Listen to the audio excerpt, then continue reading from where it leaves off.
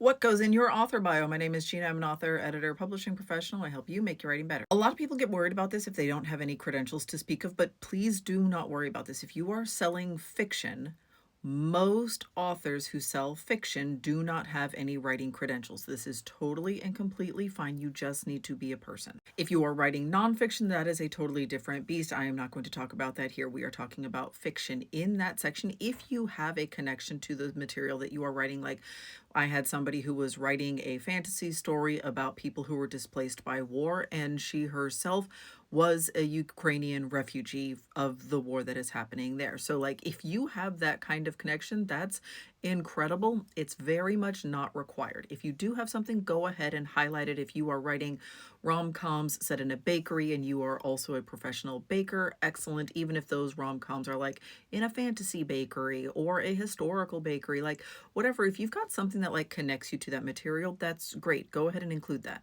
But it is also entirely okay for you to be an IT professional writing dragon smut. It is okay for you to be a historian writing futuristic, like whatever. Like, you do not have to be writing anything that has anything to do with your real job, your day job, whatever. You can have no day job at all. You can have no upper education. That is completely fine. What we care about is whether or not the book is marketable.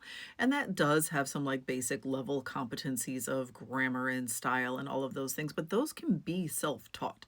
Lots and lots of people make it to the publication stage and even make good money all on self-taught skills. The formula that I fall back on is I live in a place with a person, plant, or pet, and I do a thing.